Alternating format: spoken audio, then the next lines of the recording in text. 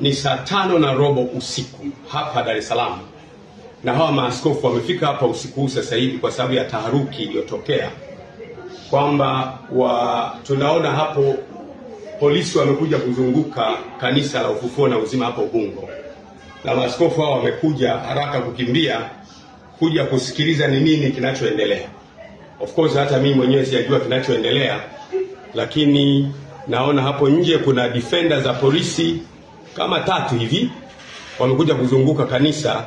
Hatujajua nini kinaendelea. Kwa hiyo tunataka maaskofu wenzetu wote na wachungaji wetu wote na waumini wetu wote mjue kwamba usiku huu saa 5 sasa hivi tarehe ngapi leo?